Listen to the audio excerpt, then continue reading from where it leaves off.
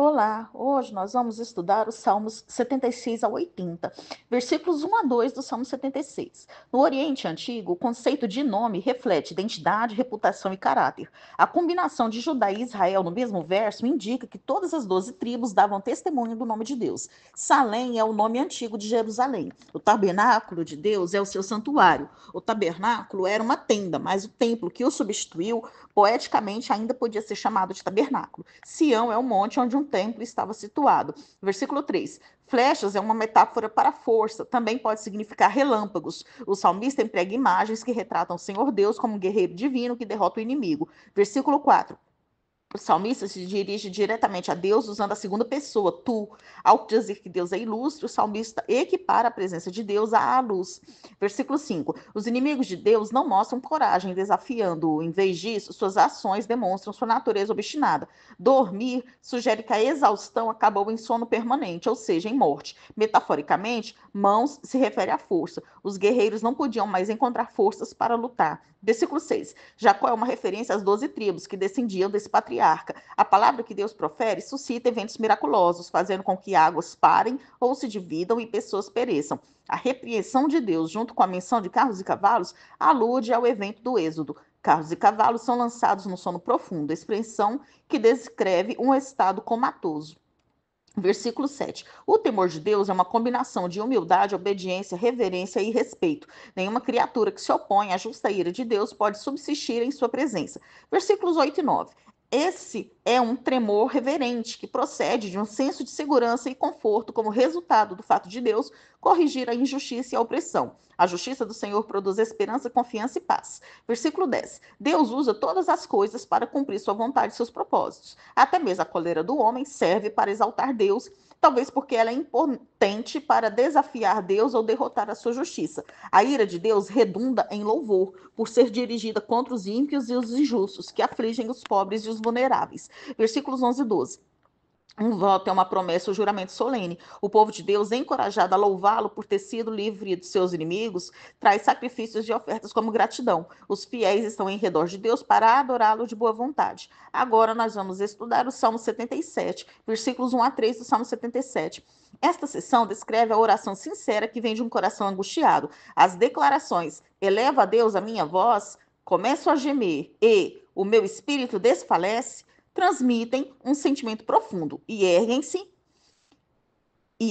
as minhas mãos é uma postura comum de oração. Aqui, todavia, a oração não está limitada à adoração pública, ela também está presente nos momentos privados do salmista durante a noite. Versículo 5. Os dias de outrora e os anos de tempos passados referem-se a períodos anteriores, quando parecia que a condição do povo de Deus era melhor. E isso levanta a questão: Deus esgotou seu favor?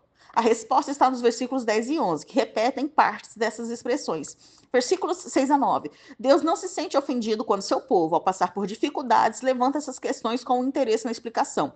Na verdade, só a exposição das perguntas já convida a resposta, já que elas tocam nos pontos de Êxodo 34, versículo 6, que descreve a eterna benevolência de Deus para com seu povo. Se Deus é rico em graça, então esta não pode cessar, nem pode sua promessa ter um fim. Se Deus é bondoso, ele não pode se esquecer de dar continuidade à graça, nem pode reprimir suas misericórdias. A questão principal é: terá agido assim na sua ira? A ira de Deus é uma resposta à infidelidade por parte de seu povo. Ela somente prevalecerá se o povo permanecer impenitente. Dessa forma, essas palavras chamam o povo para examinar-se a si mesmo e a comprometer-se novamente com a aliança. Versículo 10.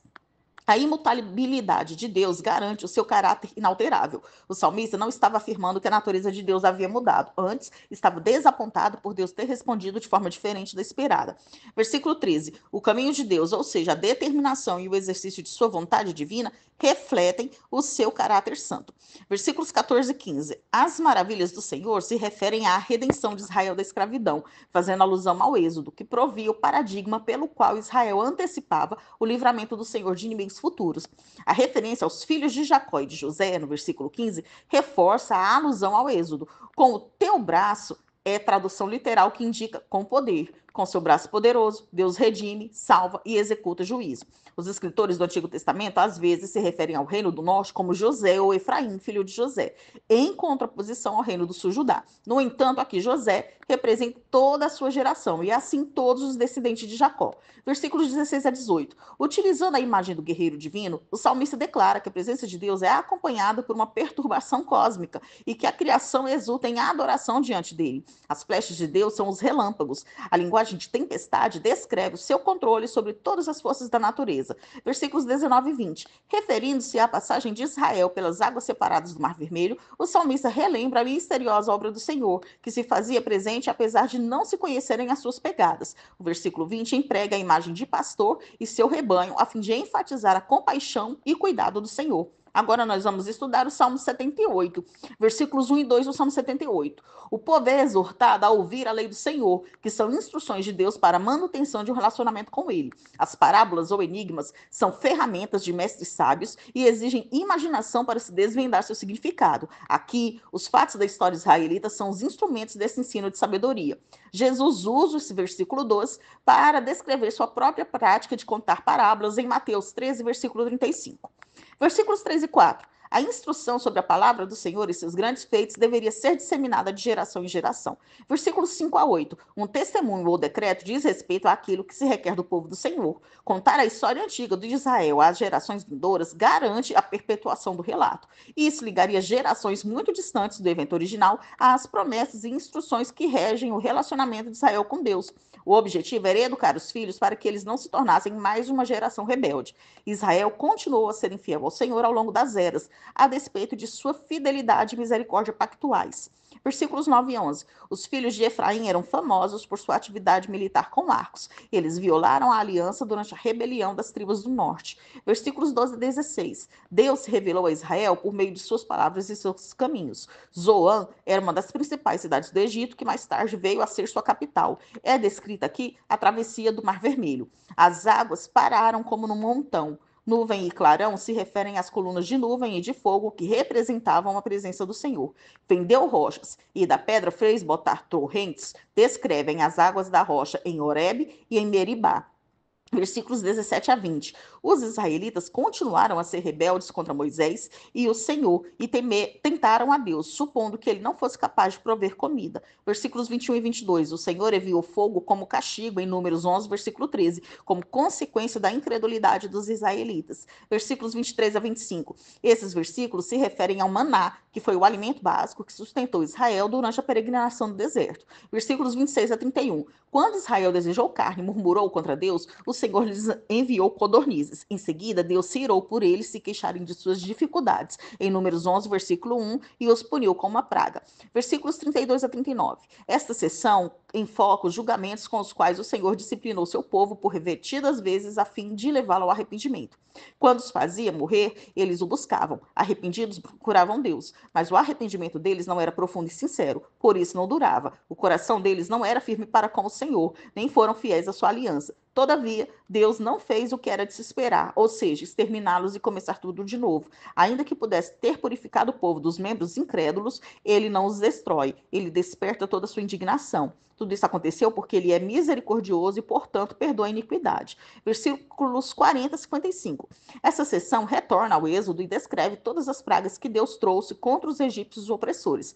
Nela também há um breve resumo da conquista da Terra Prometida. Apesar de todos esses feitos, quantas vezes se rebelaram, tornaram a pôr Deus à prova e o ofenderam, pois não se lembraram do poder dele, nem do dia em que os resgatou do adversário. A história de a constante incredulidade diante da graça inimaginável, a qual é ainda mais elevada, uma vez que fora concedida diante da incredulidade. Versículos 56 a 64. Esta seção descreve o período dos juízes, que leva ao cativeiro da arca e à morte de Eli e de seus filhos, como antes tentaram o Deus Altíssimo e o provocaram. Os ciclos de apostasia, seguidos de arrependimento e então mais apostasia, tão familiares no livro de Juízes, estão em vista. Os filhos do sumo sacerdote Eli, que ministravam no tabernáculo de Deus em Siló, levaram a arca, que era a morada da glória, para a batalha como um amuleto de sorte contra os filisteus. Mas estes venceram e levaram a arca para o cativeiro. Parece que os vitoriosos filisteus também passaram a devastar o local de Siló. versículos 65 a 72. A sessão final celebra como Deus graciosamente respondeu a esse padrão recorrente ao levantar Davi para ser o rei de Israel. O Senhor move-se da aparente inatividade para agir em favor de seu povo sofredor, mesmo quando, como aqui, estão sofrendo por causa de sua própria incredulidade. A ação que Deus tomou foi nomear um rei, selecionando um homem da tribo de Judá em vez da tribo de Efraim.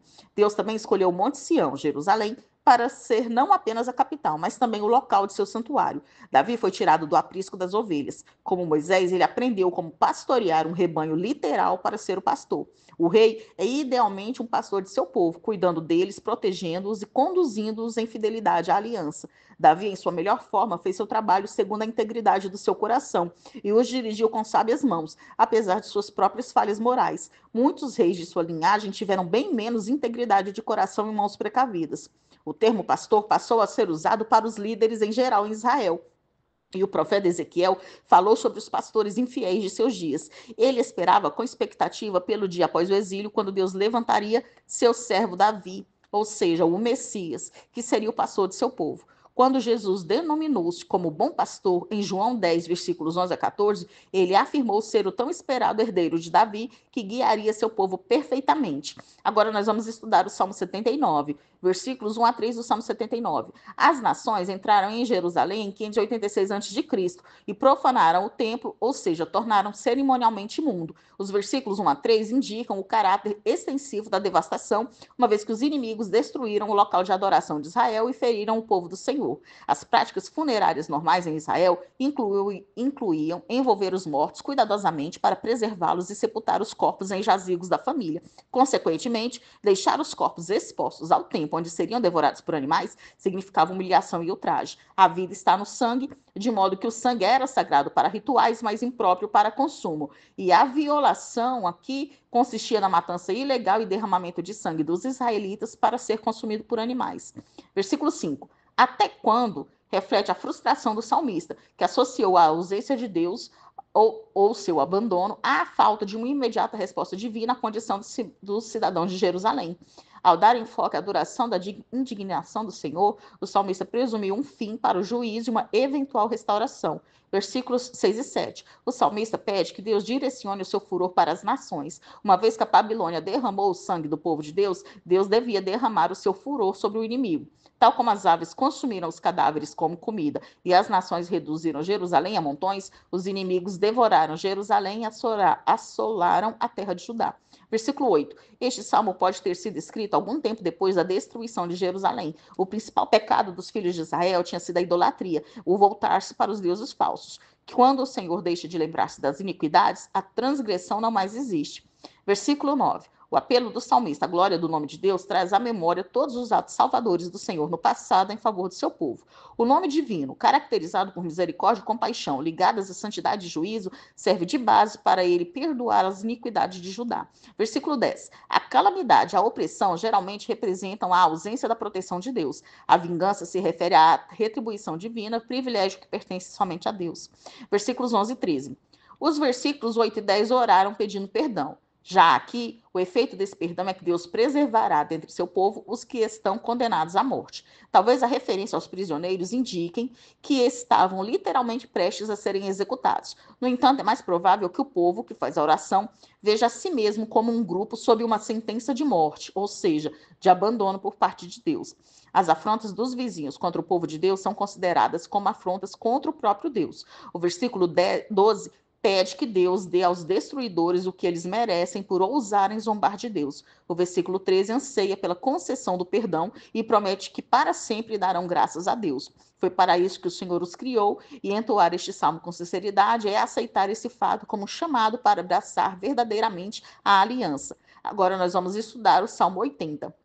Versículos 1 e 2 do Salmo 80.